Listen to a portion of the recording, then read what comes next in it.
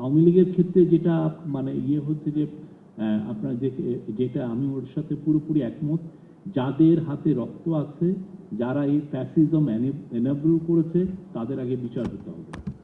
তাহলে আমরা এই স্পিরিটকে আমরা ধারণ করতে পারবো না, তাদের সাথে বিট্রে করা হবে।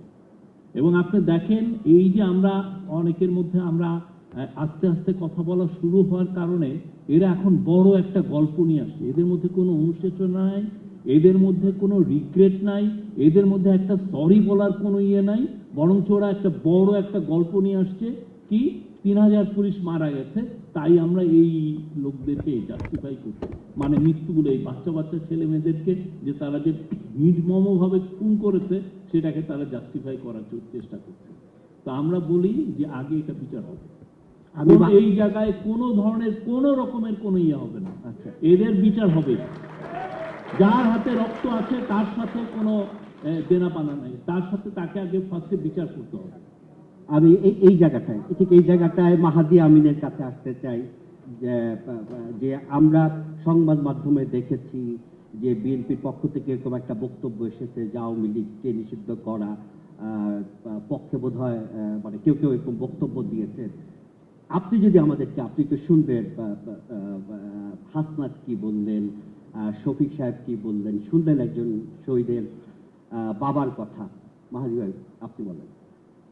আমরা সবাই মন থেকে দৃঢ়ভাবে বিশ্বাস করি এই সরকার একটা ফ্যাসিবাদী সরকার ছিল, ক্ষমতা আঁকড়ে পড়েছিল, দীর্ঘদিন ধরে মানুষের অধিকার এবং স্বাধীনতা কুক্ষিগত করেছিল। এই যে সরকার ছিল আওয়ামী লীগ, তাদের যে ত্যাগ আমরা দেখি ফ্যাসিবাদ, কার উপর ভিত্তি করে, কিসের উপর ভিত্তি করে? গত 16 বছর ধরে বিএনপির বিরোধী দলের থেকে যে রাজনীতি করে এসেছে, গণতন্ত্রের পক্ষের সকল শক্তির নেতৃত্বদারী দল হিসেবে বিএনপির লাশের উপর ভর করে এই সরকার ফ্যাসিবাদ ট্যাগটা পেয়েছে। আমরা যদি দেখি বিএনপির 60 লক্ষ নেতাকর্মী, অনেক দেশে 60 লক্ষ পপুলেশনে নেই, 60 লক্ষ নেতাকর্মীর বিরুদ্ধে মিথ্যা মামলা রয়েছে। আমি এখানে আমার কিছু পরিচিত ছেলে দেখেছি। বিএনপির এমন একজন নেতাকর্মী নাই, ছাত্র দলে যে পোস্টার সাটায় তার বিরুদ্ধে মামলা রয়েছে। 600-এর উপর নেতাকর্মী গুম হয়েছে, 2500-এর উপর নেতাকর্মী খুন হয়েছে, বিচারমোহিত হত্যাকাণ্ডের শিকার হয়েছে।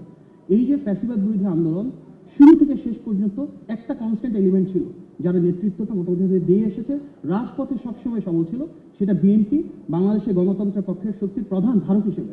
সুতরাং আমাদের দিক থেকে আমরা সবসময় চাইব, যেহেতু আমাদের লাশ সবচেয়ে বেশি দিতে হয়েছে, সবচেয়ে বেশি শহীদ আমাদের হতে হয়েছে, সবচেয়ে বেশি গুমের শিকার আমাদের হতে হয়েছে, আমাদের অন্তর্বর্তী সরকার কাছে প্রধান দাবি সবসময় রয়েছে তারা যেন এটার বিচার অবশ্যই সুনিশ্চিত করে। আমি শুধু একটু বলবো, এমনকি গণ অভ্যুত্থানের ক্ষেত্রেও গণ অভ্যুত্থানে এককভাবে যদি কোনো প্রতিষ্ঠানের কথা বলা হয়, কোনো সংগঠনের কথা বলা হয়, সবচেয়ে বেশি শহীদ হয়েছে আমাদের দল বিএনপি, যেখানে 422 জন তালিকা অনুযায়ী জীবন দিয়েছেন।